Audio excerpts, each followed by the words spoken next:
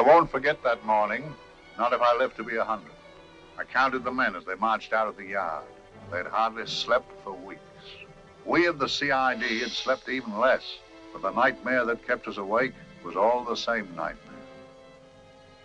That's why we weren't surprised when the commissioner asked us up to the conference room for a bit of a talk.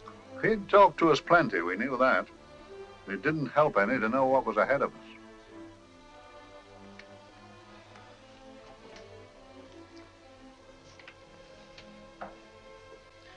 Must we have that window open, Gregson? Oh, shut it if you want to. Chief will be in enough of a temper without having a ruddy blast down the back of his neck.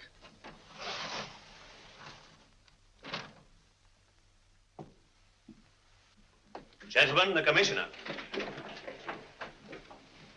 Stuffy in here. Be seated, won't you? Gentlemen, if you wish to know what able men you are, read any of the works of popular fiction that glamorize your achievements, but don't, I beg of you, read the daily papers. They might give you an inferiority complex. I hate to mention it, but we're confronted with a series of the most atrocious murders since Jack the Ripper. And in the meantime, the CID might as well be playing at shove hate me for all the good we've accomplished. Now look. Here, here, and here. Each of these red flags scattered through the city stands for a woman brutally murdered, a woman's terror, a woman's death agony. These are no ordinary crimes. These are the works of a fiend who kills first and mutilates afterwards. A ghoul who hacks off a part of his victim's body and carries it away with him, a loathsome souvenir of his butchery. 3 women murdered so far, and you haven't turned in one clue. You haven't given me one lead. Here you sit and wait for news of a 4th victim, with your arms folded.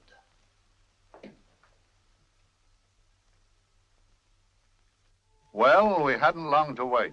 It was down Lambeth Way where a young woman was hurrying home late last night. She saw something and stopped. It was a constable. He spoke to her and he walked along with her, just in case.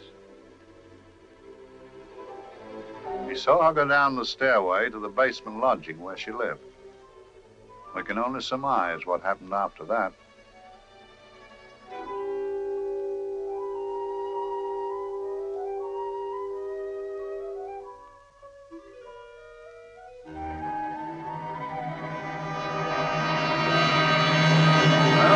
My pride in my pocket and went to see the man who'd so often helped out Inspector Lestrade and myself in the past, Mr. Sherlock Holmes.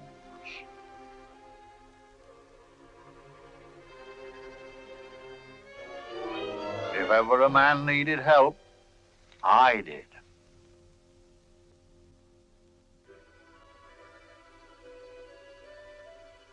This makes 4, Inspector. 4 defenseless women here in the heart of London. And everyone with the right forefinger hacked off. Not hacked, Inspector Gregson. Cleanly, expertly severed. The work of a skilled surgeon. That's our only clue. Much about the age of my sister's girl. Is there no way of stopping this, Mr. Holmes? Yes. There's a way, somehow.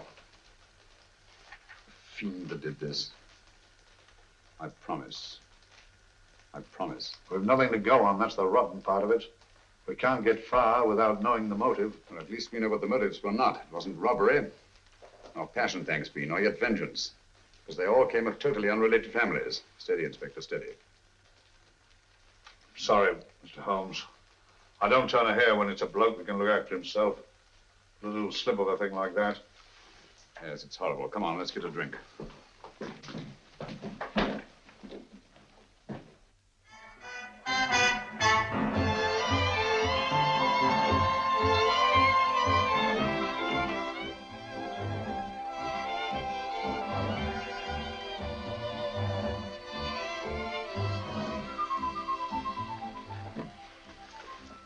Mr. Holmes. Good evening, Vincent. Whiskey and soda, please, and a double for my friend here, Inspector Gregson. Very good, sir. Make mine Irish. Decent of you to give me a hand with this thing, Mr. Holmes. Always a pleasure to be of help to Scotland Yard, Inspector. Little out of my line, looking for a maniac who murders just for the fun of it. Or perhaps just to get a human finger. In all 4 cases, the murderer risked capture by stopping to secure a finger. Well, what for? Who knows? He's just a madman. Perhaps there's method in his madness. If we could just trace those missing fingers. If we could just drain the English Channel, we might find a penny. Huh? Oh, thank you. You may keep those, Mr. Holmes. Thank you.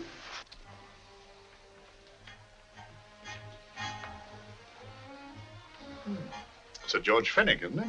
Yes. Is that his daughter with him? Don't be so naive, Inspector.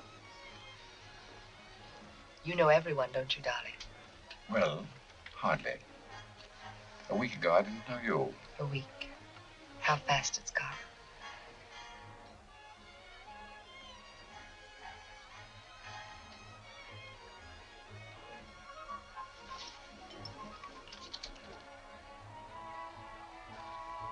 I collect these things. How very quaint of you. Shall we go? Yes.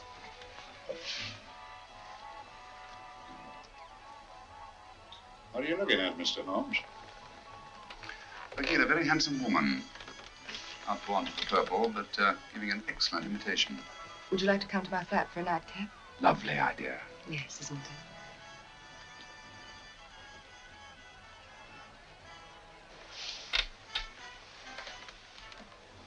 I wonder where she's taking Sir George Fenwick. Don't be so naive, Mr. Holmes.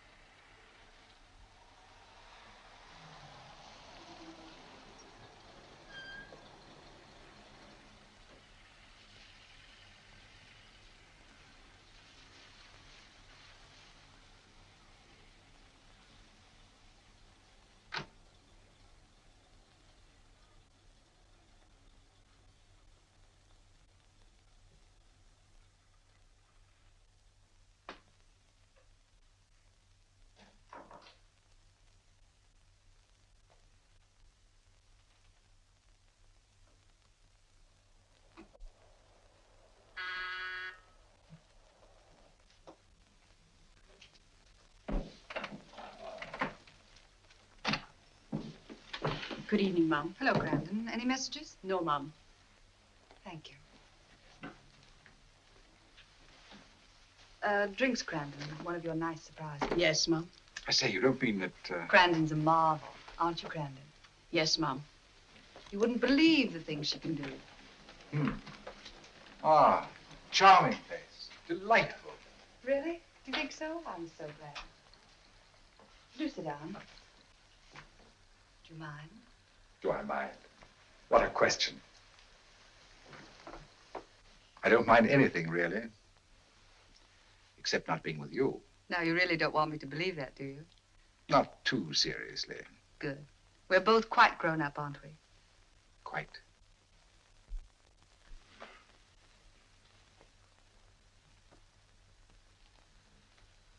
You're a treasure, Grandon.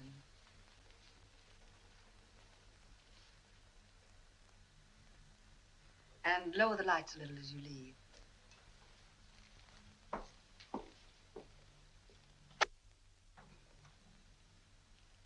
I prefer a more flattering light. In any light, you'd be... Would I? And don't you know it? Perhaps I do.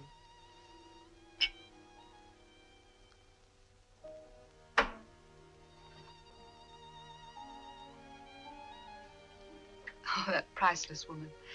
You wouldn't believe it, but she's absurdly romantic. She loves dreamy music, and she thinks that we... But we do, don't we? Do we?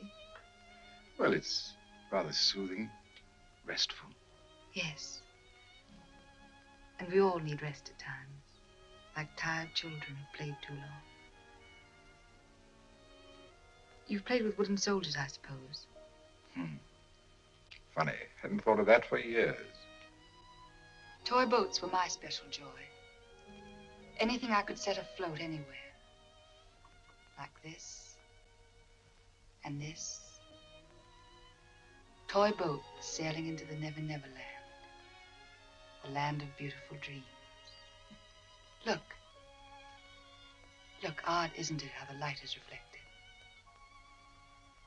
Little specks of light that move and move. Like stars on a slowly moving stream. You know, Holmes, I'm very sensitive to atmosphere. No? Yes, I can tell by the feel of this room there's been a murder committed here. It may interest you to know, my dear fellow, it was the other side of that door at the foot of the stairs that the poor girl was murdered. If only I could find it. Find what?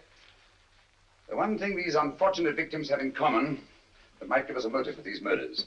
There must be something. Another Jack the Ripper, if you ask me, a homicidal maniac. No, Watson. In the case of Jack the Ripper, there was one thing in common. His victims were all from one walk of life, living in the same section of the city. In this case, the murderer chooses his victims from all walks of life and from different sections of the city. No, my dear fellow, this is not the work of a homicidal maniac. It's something infinitely more sinister. Give me the creeps. What on earth are you talking about? Watson, I'm convinced that these murders are only incidental to some larger and more diabolical scheme. That may be, but why the severed fingers? The answer to that question, my dear fellow, is our only hope of solving these mysteries. Dear sister, I am so happy. I had such a lovely holiday at Brighton with you and Alf. And I'm looking forward to being with you again.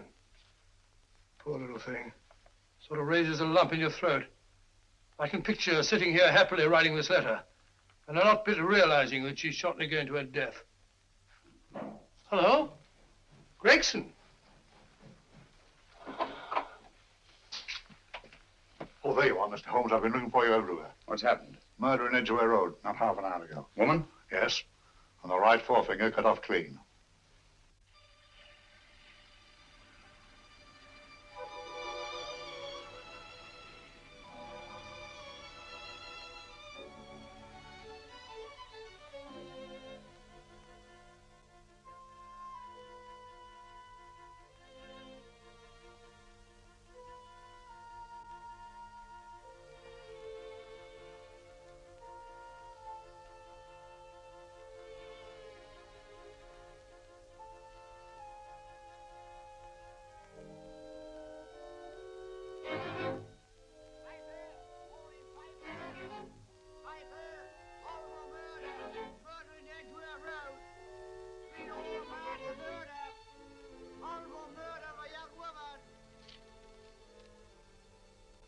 Piper! All for murder, Piper! All about the murder! Morning, Piper! All about the murder, Piper! All for murder! Another young woman found murdered, Piper, sir! All for murder, Piper! Piper! Read all about it!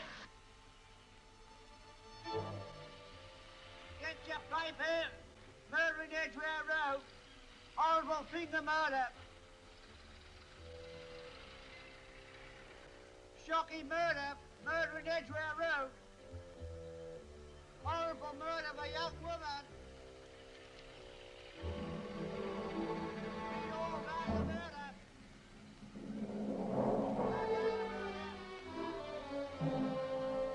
Only fancy, Mum. There's been another of those horrible murders. Dear, dear, how shocking. Yes, Mum. I really don't feel quite safe here myself. Oh, dear.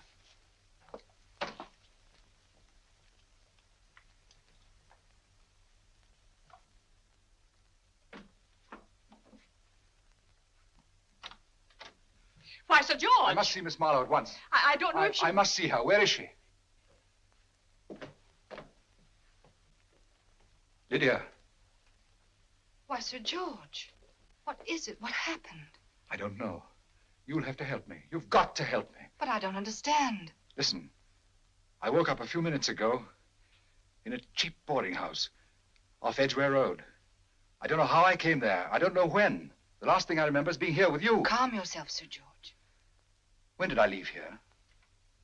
Well, it was about, It was 10:45, Mum. Precisely. You seemed, forgive me, just a little distressed.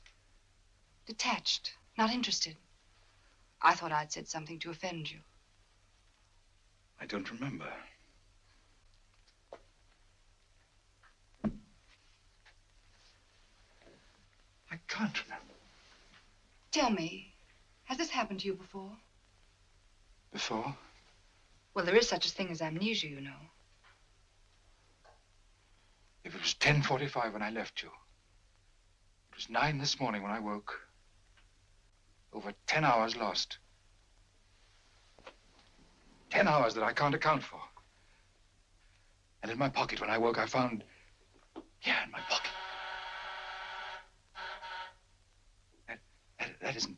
Oh, it's not for you, of course. It can't be.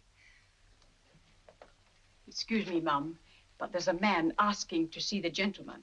Send him away. Yes, Mum. No, please. I'll see him.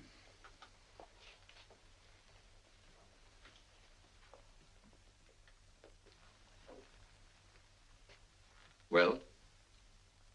Delightful room. Not much like the place you woke up in this morning. You followed me here? Yes. Are you a detective? Oh, no. Quite the contrary. Don't be afraid, Sir George. You know my name? Oh, yes. A very old and highly honored name.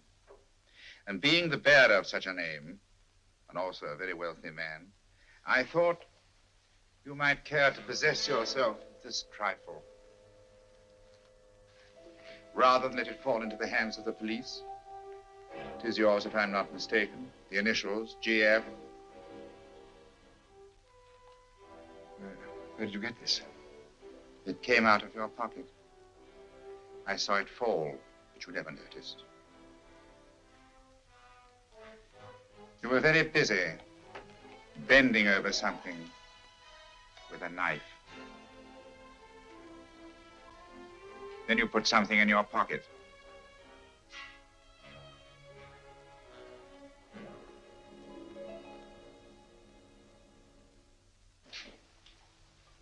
Come along, Holmes, come along, come along. How many more times must I tell you? You're missing a treat. This is delicious. Little jam tarts to follow. Aren't you tempted? You and your flesh pots. They tell me that the fish is good for the brain. Brains haven't any. You realize that a whole day and a night have gone by since that bestial affair in Edgware Road? I'm as much in the dark as ever.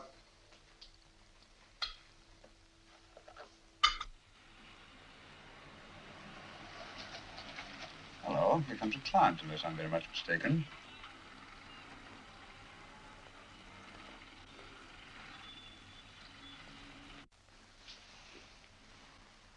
Well, attractive. Very attractive.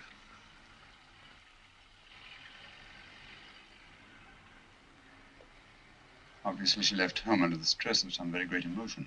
How do you know that? She isn't wearing any gloves. A startling omission in a young lady of fashion. Oh, she didn't put her coat on. Open car, too.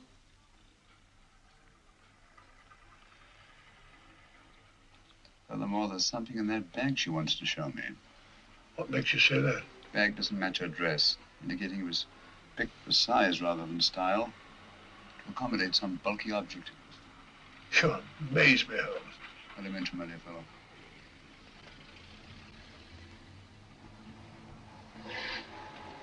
Well, that's interesting. What is? A cab, turning at the empty house. Wonder why he followed her here. Oh, wouldn't you? Quite possibly with glasses.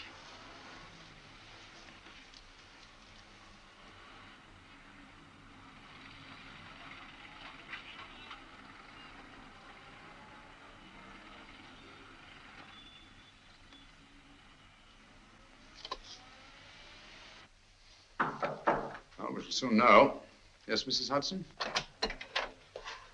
It's a young lady, sir. Most urgent. Ask her to come in. Go right in, miss. Mr. Holmes? Yes, this is my friend, Dr. Watson. How do you do? How do you do? Mr. Holmes, you must excuse me, please. Yes, well, won't you sit down? Come along. May I? It's quite all right. Thank you.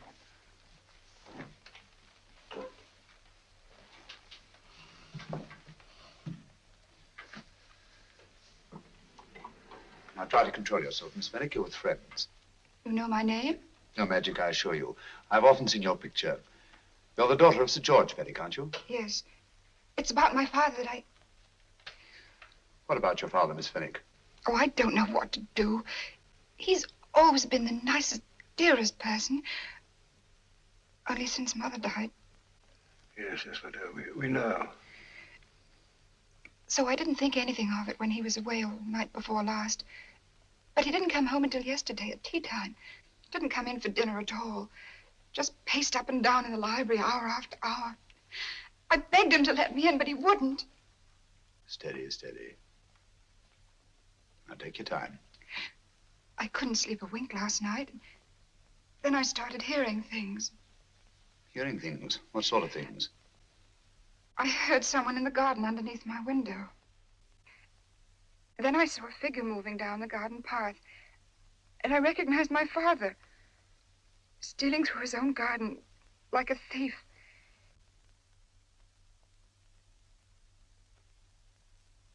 He had a spade in his hand, and he stopped by the greenhouse where he started to dig.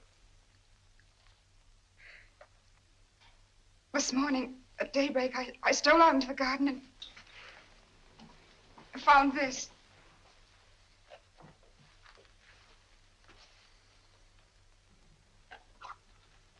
A finger. A human finger. Bring up Scotland Yard, will you, Watson?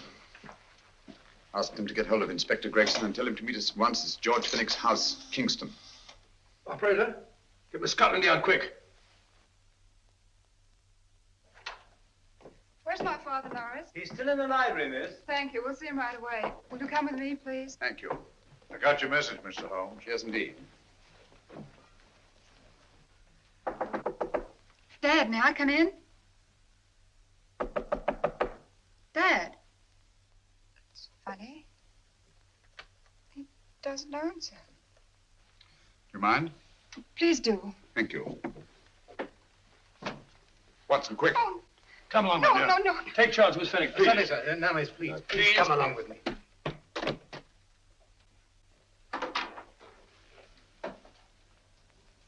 Dead? Yes. What do you make of it, Doctor? Shot in the back, between the second and third ribs. The bullet undoubtedly had penetrated the heart. Look at the powder marks on his coat. I'm well afraid of this. What do you mean? Don't you remember the man in the cab who followed Miss Fenwick to Baker Street? Well, you don't think he had anything to do with it, do you? I think it's reasonable to assume that he tipped off someone that I'd been sent for. Sir George has obviously been murdered to keep him from telling me what he knew. What was the weapon used? Small caliber revolver, point blank range, by the look of the wound. The murderer came in through those French windows. The mud from the garden he brought in his boots.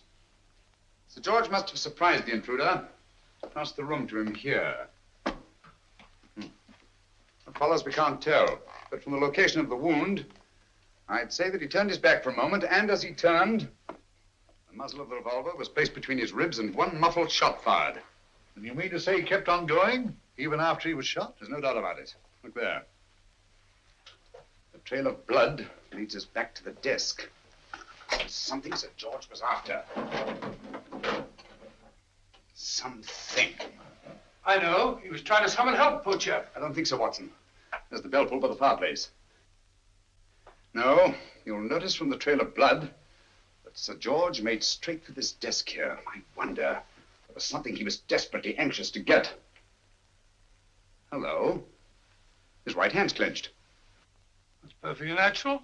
Death agony. But the left hand lies open. Why only one hand clenched in the death agony? The right hand, the hand nearest the desk. Please note that. If Sir George took something off this desk, something so important that he spilled his last drop of blood to get it, I want to know what it is.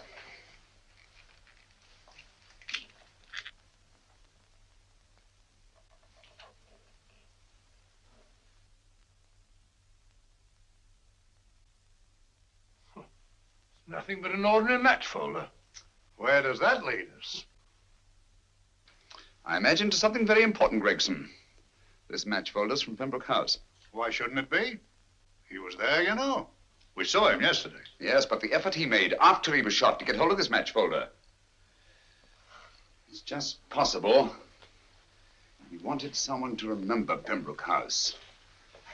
He may have wished to recall it to someone who saw him there. Someone who, like ourselves, saw him with a woman.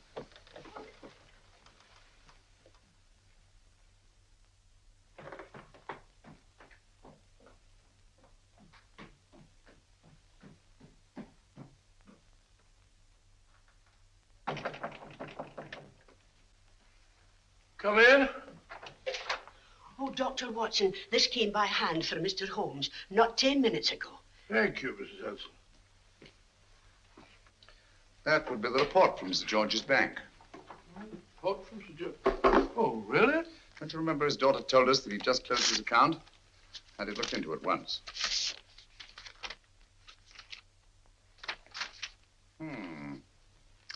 He drew out his entire balance in cash, nearly £10,000, yesterday, just after that young woman was murdered. What does that suggest to you, Watson? But he paid it out to someone. Precisely. I smelled a faint, sweet odor of blackmail. You don't think he paid it out to someone who saw him murder the McLean woman? Sir George never murdered anyone. But he did have that woman's finger, and he empty did have and pay out a lot of cash. That's the terrifying part about blackmail, Watson. The victim is afraid to fight the accusation, no matter how false. Once the accusation is made, his name is smeared, and sometimes his life is ruined. Well, Sir George didn't commit these murders. What fiend did? I rather think they're not the work of any one man. Oh, come, Holmes.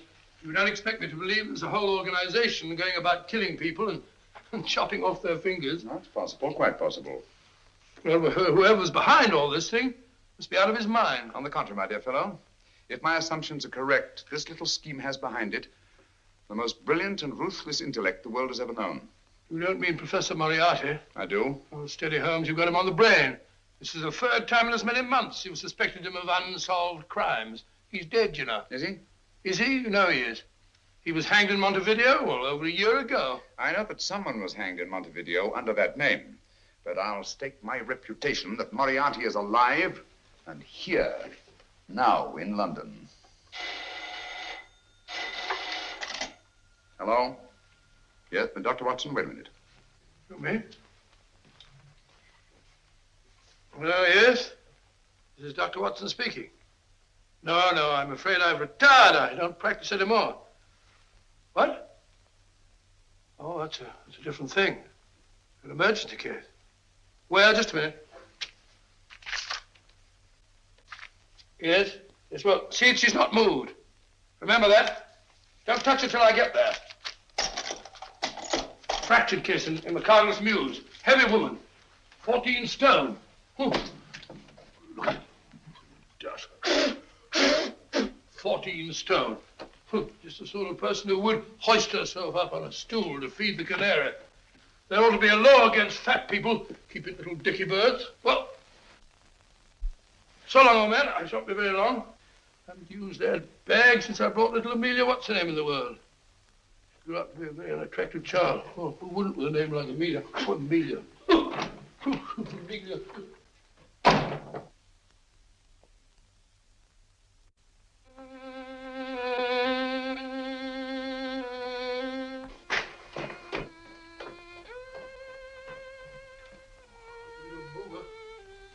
People so stupid about accidents.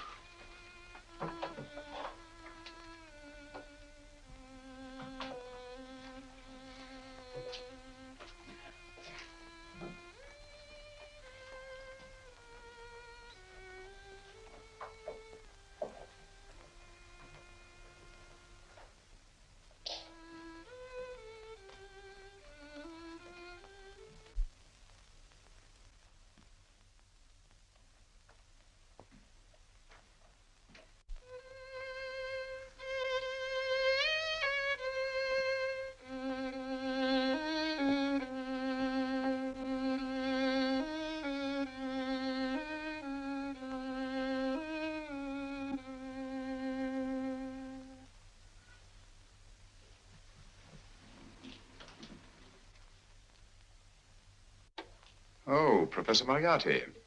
Not that I wish to appear inquisitive, but to what am I indebted for the pleasure of this visit? Scotland Yard will be interested. It's very convenient for me to have Scotland Yard think that I'm still dead in Montevideo. I never dreamed of fooling you. Thank you. The thought occurs to me, Mr. Holmes, that there are some advantages in living within the law. You are very comfortably fixed here, aren't you? As I get on in life, the little comforts appeal to me more and more. Oh, I beg your pardon. Won't you sit down? Thank you.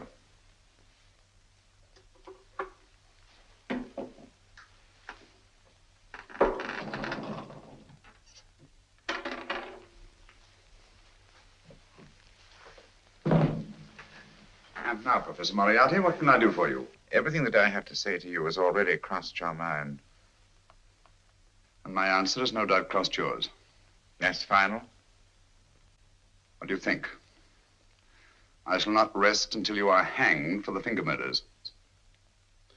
You've no proof, you know. No, not a shred. But I have you. I could turn you over to the police here and now. You could. But if you did, you'd never see Dr. Watson again. Oh, the telephone call. Quite. I rather assumed you had taken some such precaution. Or I should have snatched up a revolver and indulged in a fit of heroics when you came in. Very smart, aren't you? Not smart enough, or I should have anticipated you. But if any harm comes to Dr. Watson, I shall seek you out. I shall not rest until I find you, and when I do... No harm will come to Dr. Watson this time. But I can't answer for the future. Mr. Holmes, I should strongly advise you to drop this case. Don't be silly. Think it over. We've had many encounters in the past. You hope to place me on the gallows. I tell you, I shall never stand upon the gallows. But if you are instrumental in any way in bringing about my destruction, you will not be alive to enjoy your satisfaction. And we shall walk together through the gates of eternity, hand in hand. What a charming picture that would make. Yes, wouldn't it? You know, I really think it might be worth it.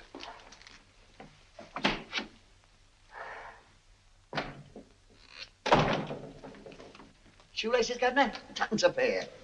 And strong enough to hang yourself. How many more times must I tell you I don't want your filthy shoelaces or your company? Shoelaces, Governor? Blasted impertinence. Run along, my good man, or I'll give you in charge. Shoelaces, Governor? Shoelaces, Governor? Help a poor bloke. What's only got one arm? Any luck with Mr. Holmes? You can read his obituary in tomorrow's papers.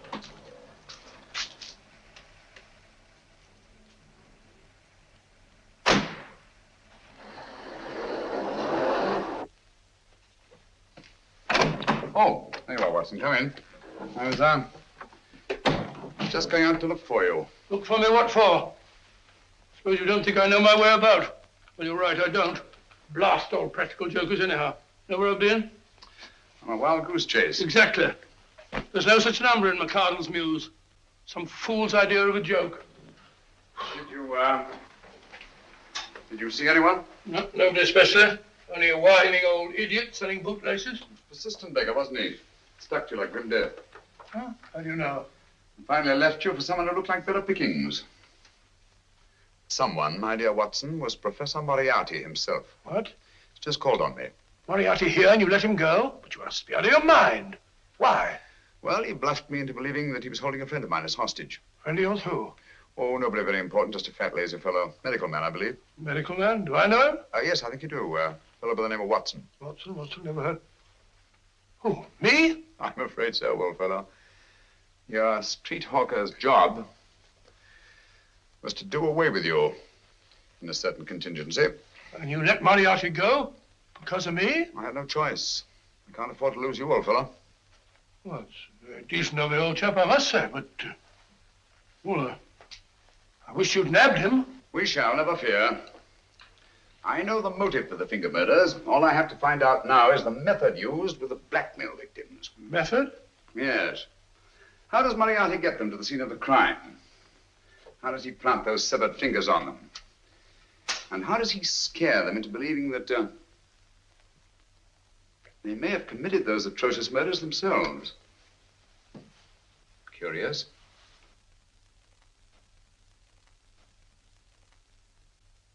Very curious. Huh? Curious? What's curious? That window in the empty house across the street. First floor front. Huh? What's wrong with it? It's open. Why shouldn't it be open? Well, it wasn't open half an hour ago. I'll stake my life on that. Well, it's not our business. Let it stay open. I wonder if you'd go over, old fellow, and see what's the matter. Trespassing.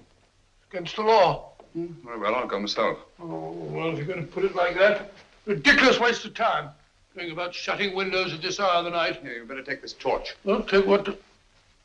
Dignified job for a doctor. Dr. Watson, the torchbearer. And what do you propose to do? Sit in a comfortable chair, I suppose, and read a good book. That's a very good idea. Yes, very good idea. While I play night watchman, you have a nice read. Mm-hmm. Good night. Have a good time. Have a good time. What do you mean, have a good time?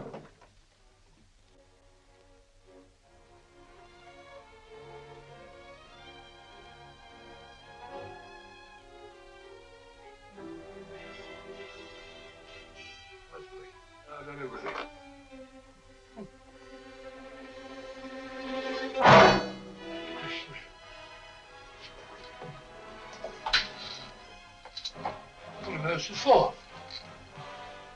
Oh, umbrella stand. Pretty little thing to keep about the house. Must have been a pet.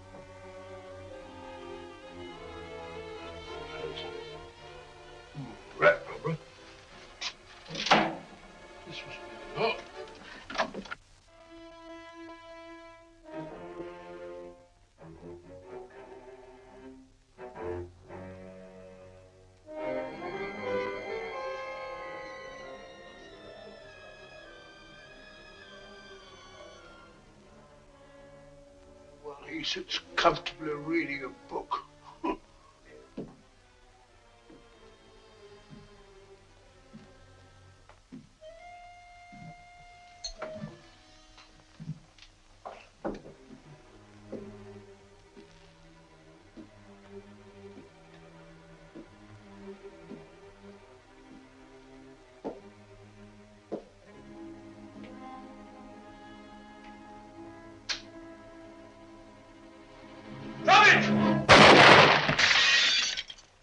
He killed Holmes! He killed Sherlock! Watson. You? But I saw him shoot you a second ago. Not me, my dear fellow. Merely the bust of Julius Caesar. Incidentally, you may have noticed that all through the ages, prominent men have prominent noses. Oh, I'm afraid we're in for terrible trouble again with Mrs. Hudson. Window smashed, plaster all over the floor. Get up, you.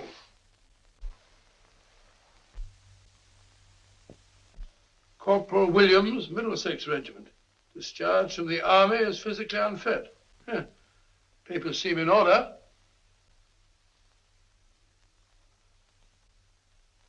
Now, Corporal Williams, you've seen service in the Far East, haven't you? The East? I thought so. Look at his complexion, Watson. Yellow as saffron. He's been taking atabrine. Cure for malaria. Sniper, aren't you?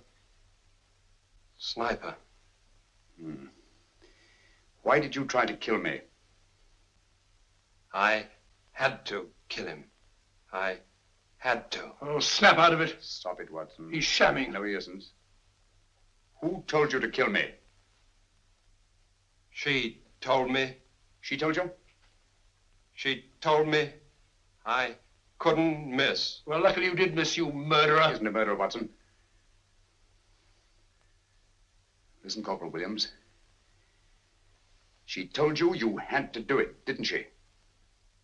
I had to do it. I've got it, Watson, I've got it. Got what? The method used in the finger murders. Well, what is it? Hypnotism, my dear fellow, hypnotism. It wasn't against his nature, that's the devilish part of it. They picked a man for their purpose whose job was sniping. Who are they? Professor Moriarty and his finger murderers. Williams spoke of a woman. I think you'll find that she asked him home tonight for a drink. Nice quiet rooms, soft lights, music. You got it all pat, Mr. Holmes. What's the lady look like? Up 30, nice figure, blonde, lustrous eyes. Oh, really? Got a phone number? Oh, so? Williams will give us her address. Look after him, Gregson. Don't let anyone come near him. He's our key witness in the finger murders. Well, I hope you're guessing right, Mr. Holmes. Get up, Williams. Now, go with Inspector Gregson anywhere he tells you. Come on. Yeah. Ring me as soon as he comes to himself, will you? I will. Good night, gentlemen. Good night. Well, if you believe that fellow Williams was hypnotized, I suppose you think Sir George Fenwick was hypnotized too. Yes, I'm quite sure of it. Have a cup of tea? Thanks, old boy. Nothing to eat. Well, why didn't these people make Sir George do the murder himself? Because they didn't want to get him hanged. They wanted to blackmail him. Well, who do you think the actual murderer is? One of Moriarty's gang. A diabolically simple technique. Kill a woman. Yes, but why cut off the fingers? My dear fellow, don't you understand? The severed finger is what links the blackmail victim to the murder. He wakes, finds the grisly thing in his pocket. He doesn't know how it got there. He's no idea that he's been hypnotized. For all he knows, he may have committed the atrocious crime during some dreadful lapse of sanity. In that state, when he's utterly demoralized, the blackmailers take over. Is that it? Undoubtedly. You see, they swear that they saw him commit the murder. And being human, the victim will pay anything rather than stand trial on a charge that will make his very name loathsome. Oh, it all fits in if you believe in hypnotism. The only possible explanation. You think the hypnotist is that woman with the blonde hair, the lustrous eyes, the woman you invented? I didn't invent her. I saw her. What on earth are you talking about? That woman, my dear Watson, was with Sir George when he left Pembroke House. I saw her there. I shall see her again, and Williams will lead me to her. That's why it's so important to keep him safe. He will identify her.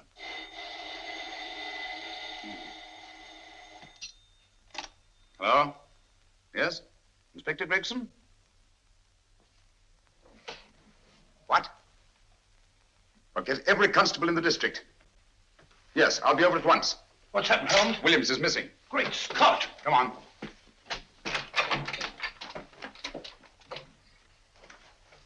Lorry crashed into Gregson's car. During the confusion, Williams disappeared. Escaped, eh? No, kidnapped. To keep him from talking when he came to. You don't think that Moriarty... Moriarty? Anything is possible.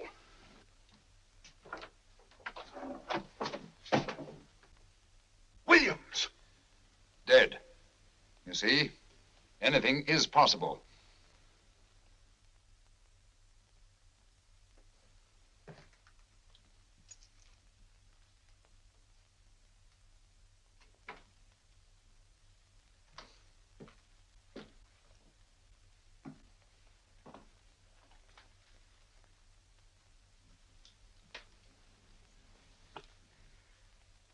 Oh, good morning, Professor Moriarty. You startled me. I'm dressing another dolly, a dear little nurse. Is there anything wrong with your finger? Just a splinter. Nasty thing, splinters. Most trying. One can't be too careful, but I'll get it out for you. I have the very instrument to help you. Sharp enough to split a hair. Put those tools away until they're needed. But they're not tools, sir. They're instruments. Put them away. Is Lydia in? Yes. But really, you should let me. Get dressed. Holmes and Watson just left Baker Street for the Mesmer Club. Mesmer Club? The meeting place of all the top hypnotists in London. Do you suppose that Mr. Holmes is onto our method? If he suspects, it's merely a suspicion. It's our business to see that it ends there. I hope you're right. Williams passed away before he could talk, remember? What do you want me to do? Go to the Mesmer Club, meet Holmes, and induce him to come back here. Isn't that a bit dangerous? Every meeting with Sherlock Holmes is potentially dangerous. However, you say he didn't see your face at Pembroke House. And how would you suggest I get Mr. Holmes to accompany me here? Kidnap him? Oh, no. Holmes has one weakness, his insatiable curiosity. If you can arouse that, you can lead him anywhere. It's up to you to take advantage of any opportunity that may arise. This way, please, gentlemen. I'll tell Dr. Onslow that you're here. Thank you. So this is the Mesmer Club. If you ask me, hypnotism is a lot of mumbo-jumbo. Oh, come now, Watson. As a medical man, you must admit that hypnotism has its place in modern science. That may be, but 90% of hypnotists are crooks of the worst kind. Nothing more than a lot of charlatans exploiting weak-willed morons. Ah, Dr. Onslow, I believe. Happy to meet you, Mr. Holmes. Your brother Mycroft suggested I might be of help to you. He's a valued member of our little group of charlatans and crooks. Oh, beg your pardon, sir. I didn't know you were listening. Behind the curtain. My friend, Dr. Watson. Oh, delighted. How do you do? I wonder now. You see, we're in the midst of a little experimental session at this very moment. If you'd care to join us.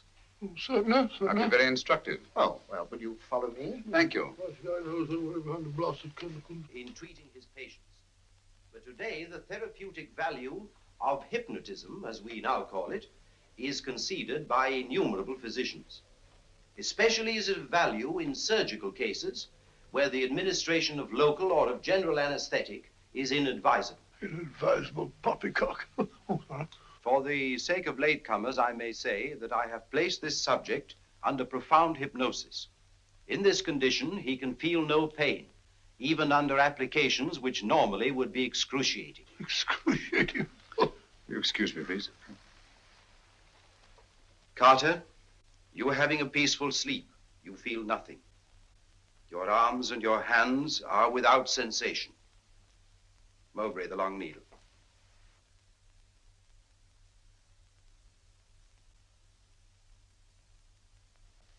Carter, give me your right hand.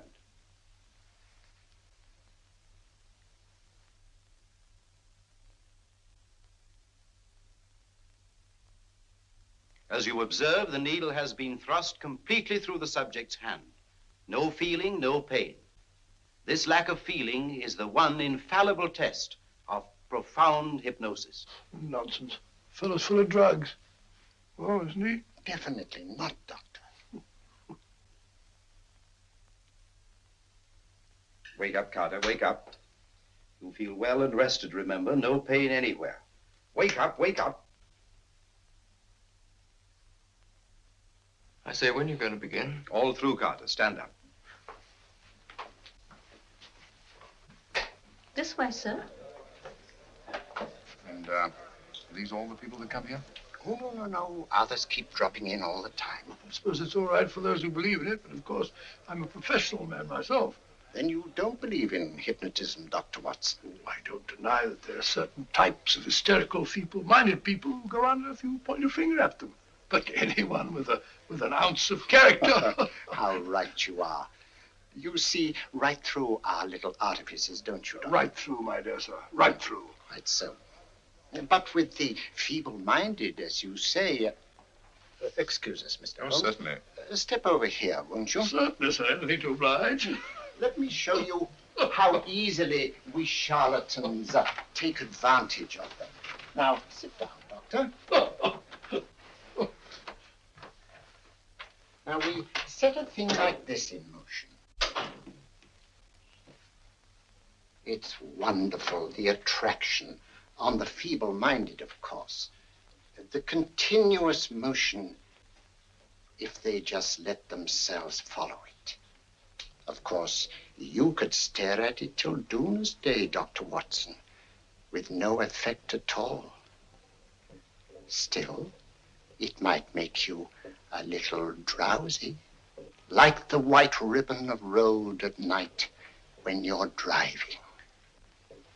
The rhythm is smooth, unbroken, and the road goes on and on, round and round, always the same, winding and winding.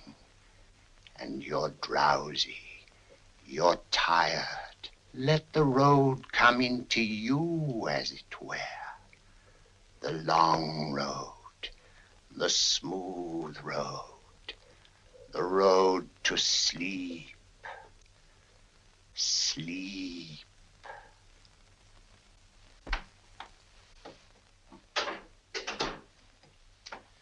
Open your eyes.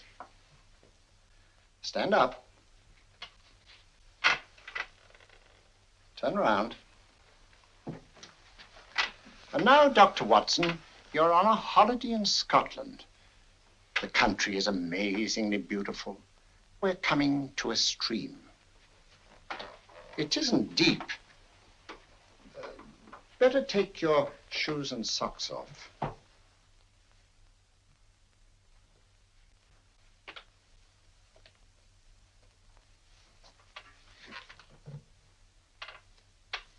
Roll up your trouser.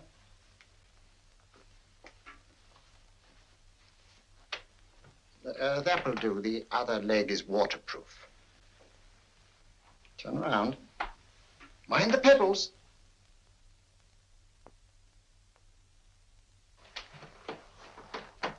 Sit down.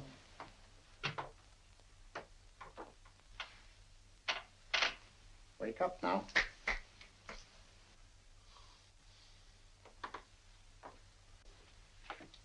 There, I see. What I tell you, it didn't work with me. Why, nobody with an ounce of character.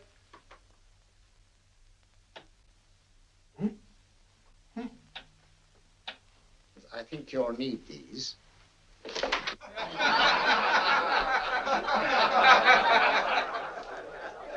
Something to laugh at? Watson, she's here. Oh, woman you're looking for? Yes, I'm going to meet her.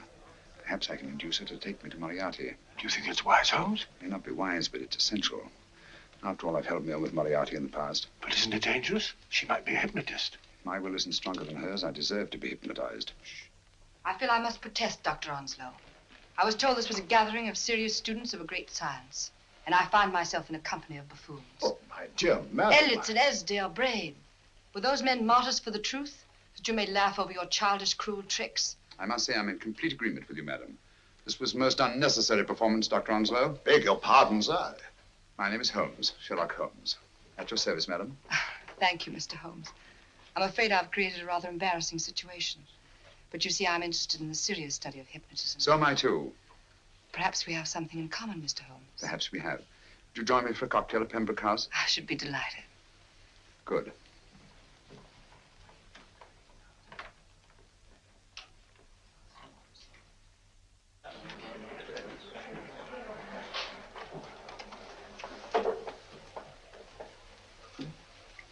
Thank you.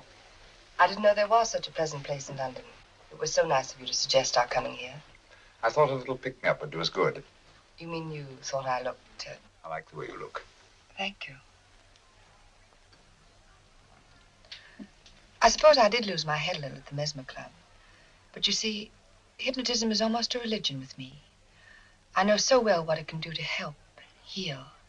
And I can't bear to see it used for trivial purposes. I know very little about it. That's why I went to the Mesmer Club. You see, I'm rather puzzled just now with the case that I'm working on. How fascinating. Tell me about it. It's the murder of Sir George Fenwick. Fenwick? Who's he? Quite a well-known figure. Odd now I come to think of it. Last time I saw Sir George was here at Pembroke House. Strange. Yes, isn't it?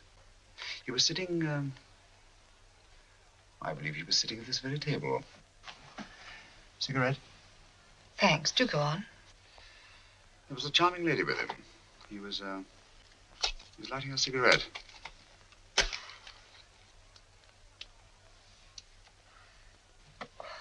Charming. Did you see her face? No worse like. Merely her back. How unenterprising of you. Yes, wasn't it? Afraid I'm getting a little older. I shouldn't say so. That's nice of you. Still, the first time in my life, I've got hold of a case that's beyond me. I'm actually losing sleep over it. You know, Mr. Holmes, I believe I could help you. Really? I should be very grateful. You're amused. Oh, merely skeptical. How would you go about it? I've used hypnotism more than once in healing. Not for profit. I'm not a professional. But I do think I could help you.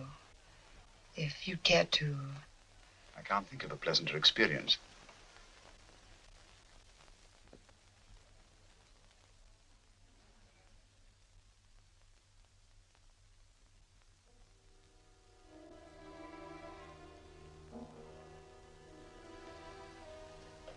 Low lights, music, is that all there is to it?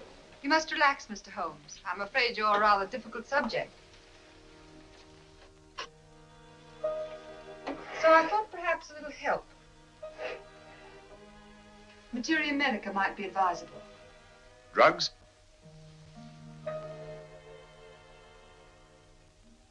No, I'd rather not, if you don't mind. As a matter of fact, I'd rather not myself. But Schrenk-Notzing, he practiced in Munich, you know. Believed it the best means for difficult subjects. Do you mind? Well, as a matter of fact, I don't approve of sedatives. Just as you wish. We don't have to go on with this at all, you know. Wait a minute. Wait a minute. All right. I'll take a chance. It's really quite harmless. What is it?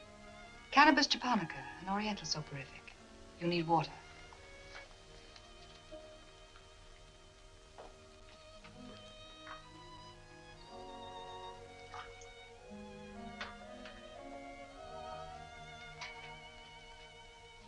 Thank you. Now sit down, Mr.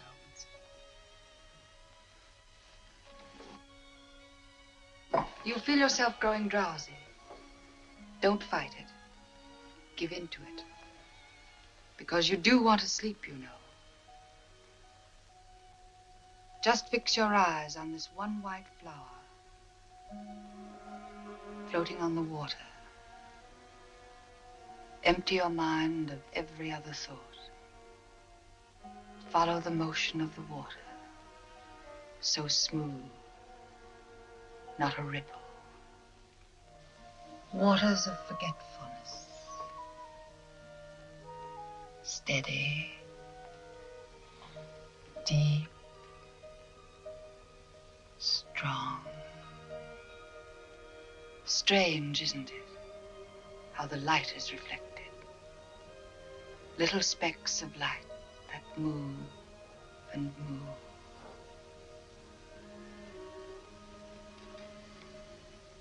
It's restful here. It's peaceful. It's friendly. And you're very close to finding what you're looking for. You'll find them soon now. The guilty ones. When you're rested, gentle waters closing over you. Steady, deep, strong. Drawing you down, down, down.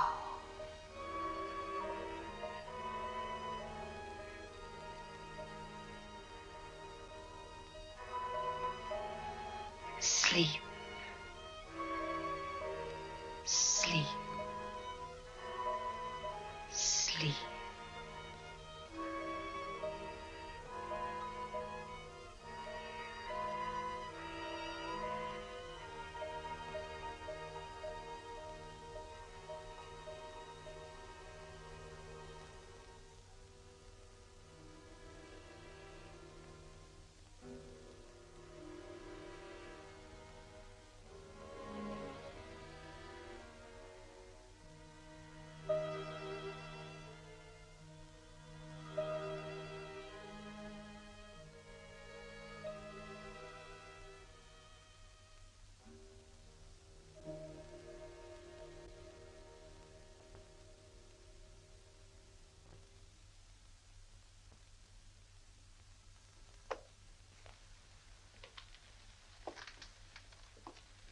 Here he is, Professor Moriarty. Stand up, Mr. Holmes.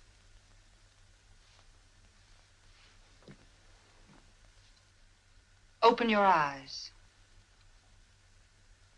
Face this way. Are you satisfied? We are dealing with a clever man. He may be shamming.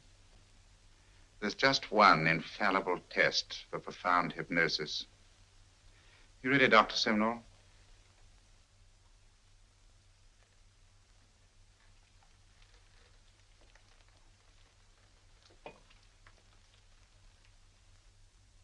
That will do, Doctor.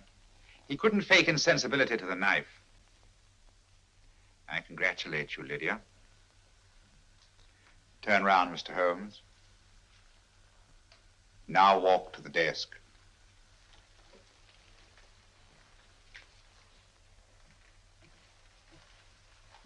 Sit down. Take that pen and write what I tell you to write. I have at last found a case which I cannot solve.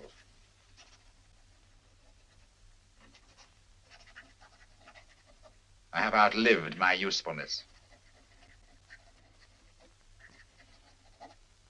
Therefore, I have decided to end my life.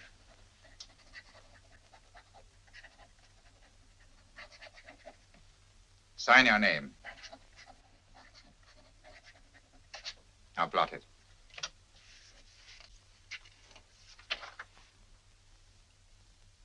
Fold it up and put it in your pocket. Come, Mr. Sherlock Holmes. Go out onto the terrace. But it won't look like suicide, sir. I'm sorry, but Mr. Holmes' injuries must all be self-inflicted. Let's walk a little, Mr. Holmes. It's so pleasant here in the garden. Just step up here onto the terrace. It's a nice, broad terrace. Now turn to the left and walk slowly to the end of the terrace.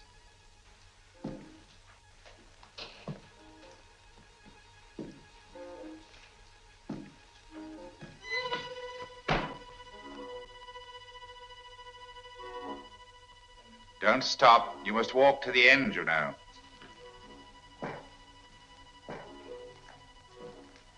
The end leads to an open doorway. You can pass through it in perfect safety. In the room beyond the doorway, you'll find what you've been looking for. Must you drag this on? This is the moment I've been anticipating for a long time, my dear. Go on, Mr. Holmes.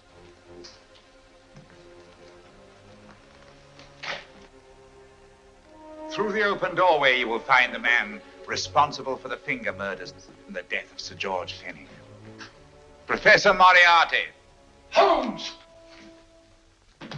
Stand still. What a beautiful view, Watson. I'm quite enjoying it. No, you're not. You're hypnotized. You're under a spell. Stand still. Don't move. Steady, Holmes. Steady does it. Stand perfectly still where you are. Nonsense, Watson. You don't know what you're doing. Of course I know what I'm doing. You mean you're not hypnotized? Certainly not. Then get off the wall, you idiot. Oh, look out! Holmes! Oh, Dear fellow. What were you doing up there? Holding the fort until you arrived. What kept you? Well, I ran into a spot of trouble on my way to Scotland Yard. I was arrested for exceeding the speed limit. Your luck seems to hold, Mr. Holmes. I'd hardly call it luck, Professor. You see, I substituted a drug of my own for the one that this dear lady pressed on me. You are clever, aren't you? A drug that, although it leaves the subject conscious, renders him quite insensitive to pain. That accounted for my lack of reaction to Dr. Simnel's knife. Well, Gregson, quite an impressive haul. Even Inspector Lestrade himself couldn't have done any better. Thanks, Mr. Holmes. Take him away. All right, put her in the van. I was right, Mr. Holmes. You are a difficult subject. Thank you. And now, Professor, our score is settled. Au revoir until I see you on the gallows. The rope has not been made that'll go around my neck. Come on.